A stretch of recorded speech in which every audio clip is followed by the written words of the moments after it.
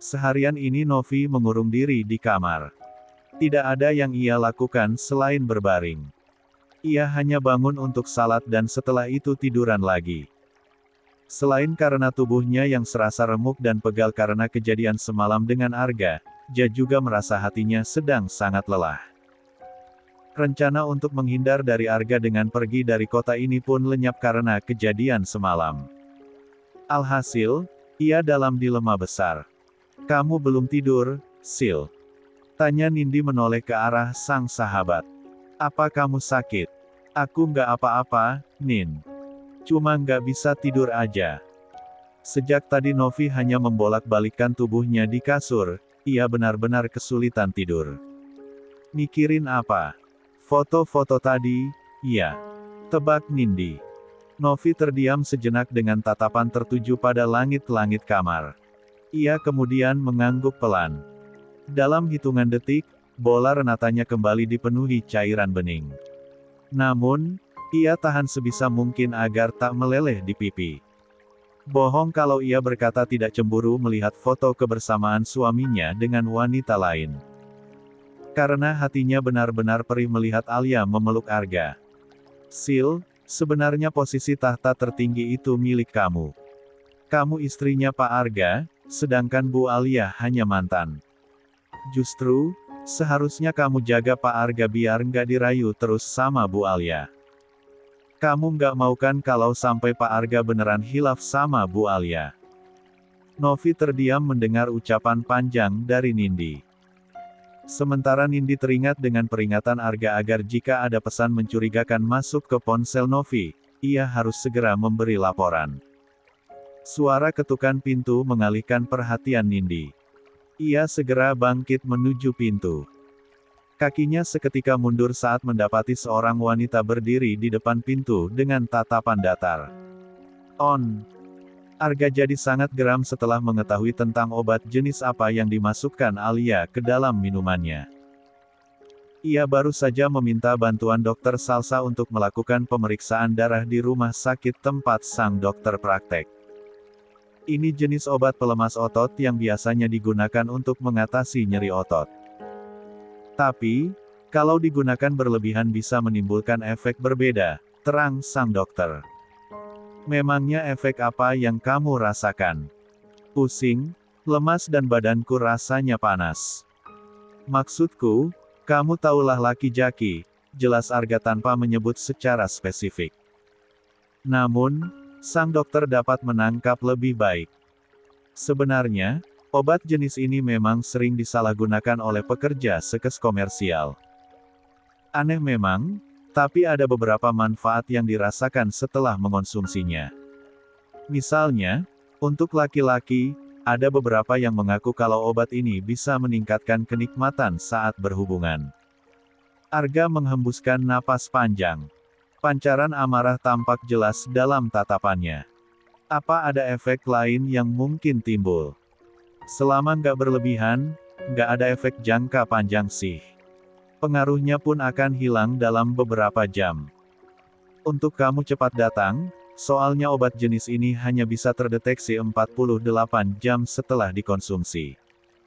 Arga melirik Rio yang duduk di sebelahnya. Sekarang, Alia tidak punya alasan lagi untuk mengelak. "By the way, kamu belum bilang bagaimana bisa mengonsumsi obat ini." "Ceritanya panjang, Sa. Kayaknya seseorang sengaja mau jebak aku." "Oh ya? Siapa?" "Aku nggak bisa cerita sekarang. Maaf." Salsa mengangguk paham. "Oke. Makanya harus hati-hati. Jangan terima sembarangan minuman dari orang nggak dikenal." Arga mengangguk pelan. Untuk kedepannya ia akan lebih berhati-hati lagi. Terutama terhadap Alia. Tiba-tiba deringan ponsel mengalihkan perhatian keduanya. Arga segera menyambar benda pipi yang tergeletak di meja. Dahinya berkerut saat melihat nama Nindi tertera di sana. "Sebentar, aku jawab telepon dulu," ucap Arga sambil bangkit dari tempat duduknya.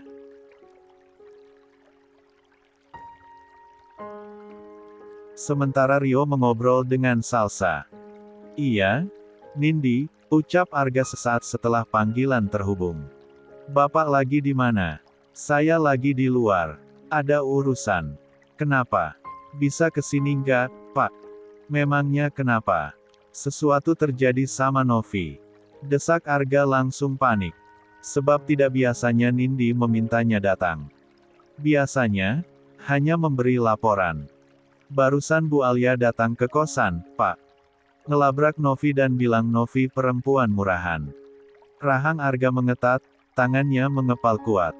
Sekarang Novi gimana? Novinya lagi, ucapan Nindi terpotong di udara, membuat kesabaran Arga kian terkikis. Jawab. Ia membentak keras. Bapak kesini aja cepat. Saya takut ada apa-apa sama Novi. Ya udah, tolong awasi Novi sampai saya datang. Jangan biarkan dia keluar dari kamar. Iya, Pak. Setelah mengakhiri panggilan, Arga segera beranjak sambil berteriak memanggil Rio. Lelaki itu seketika terlonjak dan langsung berdiri dari tempat duduknya. Arga bahkan tak sempat lagi mengucapkan terima kasih kepada Salsa atas bantuannya. Sementara Rio langsung mengikuti Arga, setelah sebelumnya berpamitan dan mengucapkan terima kasih. Kurang dari 30 menit mereka telah tiba di kosan. Pagar sudah tertutup rapat mengingat jam sudah menunjuk ke pukul 10 malam. Nindi yang mendengar suara mesin mobil berhenti segera membuka pagar. Novi gimana? Tanya Arga sedikit mendesak. Di kamar, Pak. Sahut gadis itu dengan suara gemetar. Arga menatap penuh tanya sebab Nindi terlihat begitu ketakutan. Tanpa menunggu ia segera menuju kamar dan mengetuk perlahan. Sayang, buka pintunya. Ini aku. 3 kali mengetuk pintu akhirnya terbuka dan memunculkan Novi dari balik pintu. Arga merasakan hatinya bak diremas melihat tatapan Novi yang kosong. Namun, bukan itu yang menjadi perhatian utama Arga. Melainkan rambut istrinya yang berantakan, serta bekas tamparan di pipi kanan dan kiri. Melihat pancaran penuh luka dari tatapan Novi membuat hati Arga bak ditusuk ribuan jarum. Siapa yang berani melakukan ini? Tangannya terulur mengusap rambut berantakan dan juga pipi istrinya yang kemerahan. Di pipi kanan bahkan terlihat merah bergaris menyerupai bekas cakaran. Novi memang tak berucap sepatah kata pun. Selama mengenalnya, yang Arga tahu Novi hampir tidak pernah mengadu atas apapun yang terjadi padanya. Namun, matanya yang berkilat dipenuhi cairan bening seolah meluapkan rasa sakit yang terpendam selama ini. Tak tahan rasanya, Arga mendekap tubuh kecil itu. Menciumi ubun-ubunnya berulang-ulang. Kali ini tidak akan ia biarkan Alia atau siapapun yang telah menyakiti istrinya lolos begitu saja. Rio. Panggil Arga yang masih mendekap tubuh kecil istrinya. Iya. Sahut lelaki itu dari arah belakang. Seret siapapun yang sudah menyakiti istriku. Gak peduli siapapun dia. Rio dapat melihat amarah terpendam dalam sikap dingin Arga. Inilah hal yang paling ia takutkan, sebab Arga adalah tipe manusia yang selalu tenang. Tetapi, jangan coba usik miliknya, maka ia akan mengamuk tanpa takut apapun. Oke. Rio memiringkan kepalanya untuk melihat apa yang terjadi kepada Novi. Namun, tubuh besar Arga menghalangi hingga tak terlihat sedikitpun. Jangan lihat, Novi lagi nggak pakai hijab. Sembur Arga, membuat Rio tersentak. Maaf, perlahan ia mundur dan menatap Nindi yang berdiri di luar. Apa yang terjadi tadi, Nin? Nindi yang tampak masih syok setelah kejadian itu segera memberi penjelasan. Saya sama Novi lagi rebahan di kamar, Kak. Tiba-tiba pintunya diketuk. Pas saya buka, ternyata itu Bu Alia. Terus, Bu Alia langsung ngamuk ngatain Novi perempuan murahan, terus jambak rambut dan nampar Novi berkali-kali. Saya udah halangin, tapi Bu Alia dorong saya sampai jatuh. Mendengar cerita Nindi membuat kemarahan Arga semakin melambung. Andai ada Alia di depan matanya sekarang, sudah pasti ia akan membuat gadis itu menyesal. Gak ada tetangga yang bantu kalian? Tanya Rio. Anak-anak kos langsung keluar. Makanya Bu Alia langsung pergi, jelas Nindi. Arga menarik napas dalam-dalam demi mengurak amarah yang berkecamuk dalam dada. Kemudian menuntun istrinya memasuki kamar dan menutup pintu. Mana yang sakit? Tanya Arga sembari mendudukkan Novi di kasur lantai. Novi menggeleng. Membuat Arga langsung memeriksa bagian tubuh istrinya, sebab khawatir Alia melakukan pemukulan di bagian lain. Maafin aku. Seharusnya aku nggak meninggalkan kamu di sini. Ia mengusap pipi yang kemerahan. Apa ini perih? Kali ini Novi mengangguk. Namun, dengan raut tanpa ekspresi. Sepertinya, kejadian tadi benar-benar membuatnya syok. Arga kembali mendekap tubuh kecil itu. Sementara Novi terdiam dalam pelukan suaminya. Tak ada yang terlintas selain kehangatan pelukan lelaki itu. Ikut aku pulang, iya.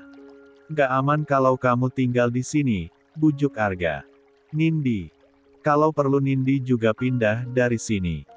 Nanti aku akan cari tempat yang aman buat dia.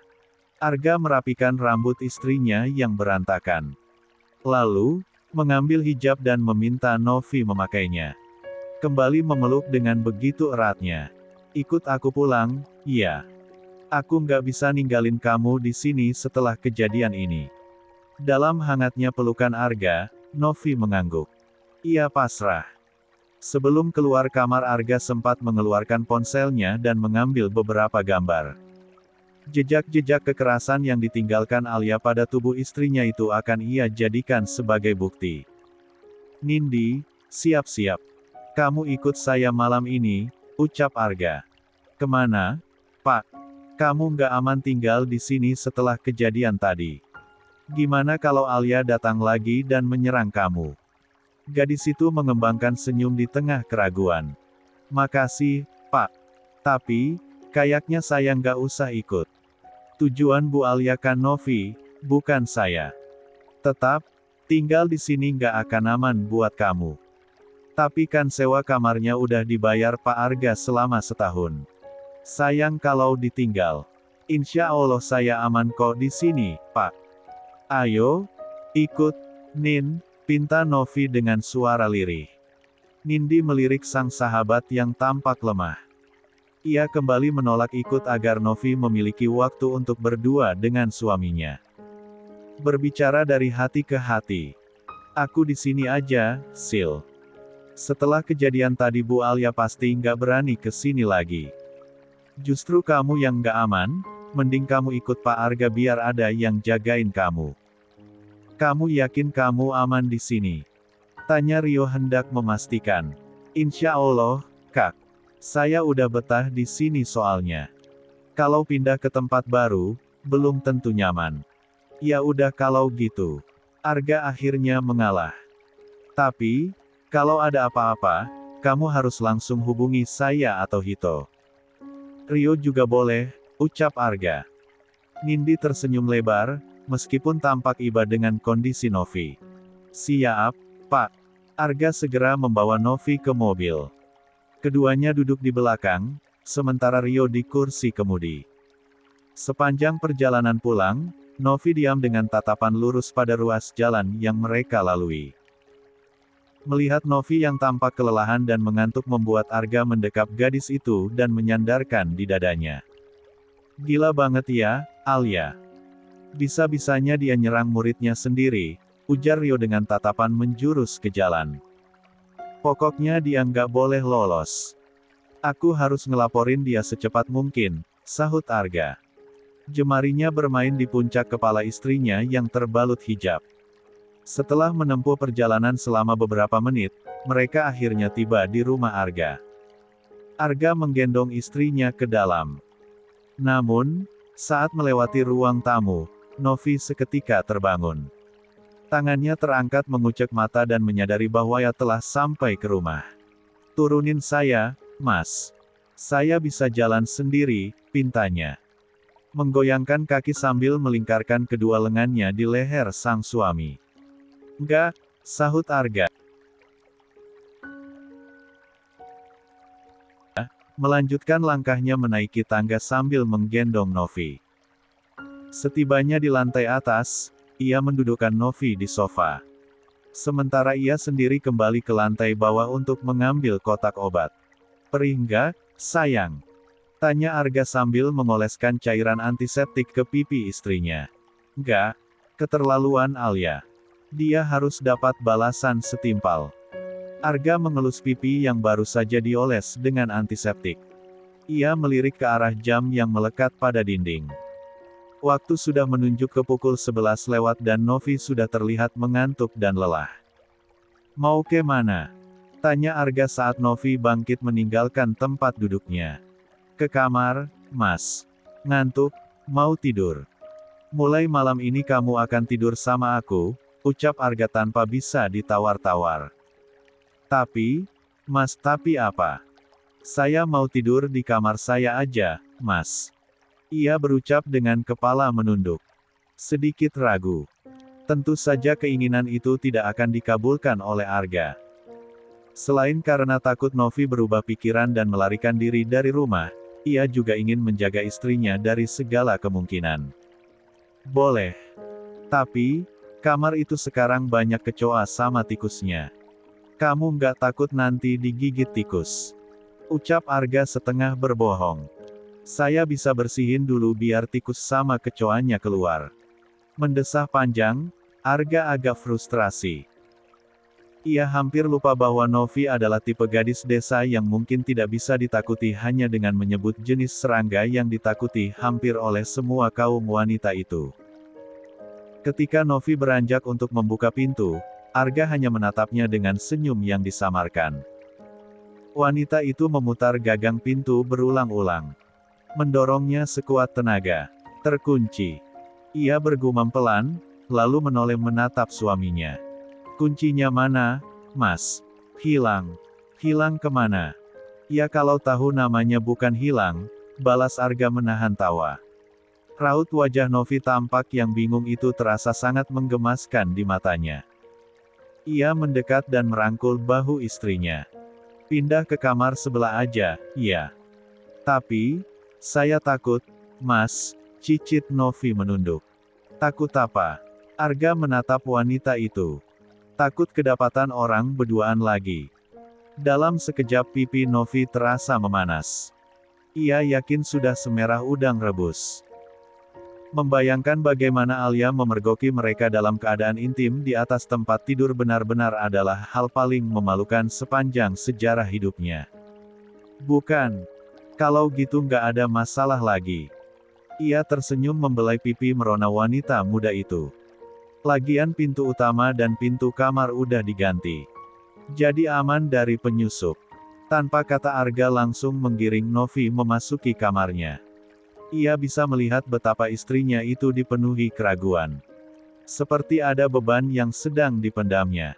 "Kamu kenapa sih? Ada yang ganggu pikiran kamu?" Novi mengangguk pelan. Arga bisa membaca melalui raut wajah istri kecilnya itu. Maka, ia mendudukkan Novi di sofa dan kemudian ia sendiri berjongkok di hadapannya. "Aku tahu apa yang kamu pikirkan," ucapnya, membuat Novi semakin menunduk. Ucapan Novi menggantung, karena dipotong lebih dulu oleh Arga. "Tenang aja. Aku janji nggak akan macam-macam sampai kamu izinkan." Arga meraih tangan Novi dan menggenggamnya. "Kalau perlu aku bisa tidur di sofa dan kamu di ranjang. Tapi, aku nggak bisa tinggalin kamu sendirian di kamar." Untuk pertama kali Novi memberanikan diri menatap mata suaminya itu. Mencoba menemukan tanda kebohongan dalam tatapannya. Namun, yang ia dapati justru berbeda. Arga terlihat bersungguh-sungguh. "Tapi, gimana kalau nanti ibunya Mas Arga menemukan saya di sini? Ibuda berangkat lagi keluar kota pagi tadi. Mungkin agak lama karena ibu ada urusan bisnis." Arga mengusap puncak kepala wanita itu. "Maaf, sayang. Aku nggak bermaksud menyembunyikan status kamu. Aku bisa saja langsung mengakui kamu di hadapan seluruh keluargaku. Tapi, keadaannya belum aman sepenuhnya untuk kamu." Novi tak menyahut dan hanya menunduk. Sabar, ya. Butuh waktu sedikit lagi untuk bisa mengumumkan status kita. Begitu pengumuman selesai, Ibu udah balik dari luar kota.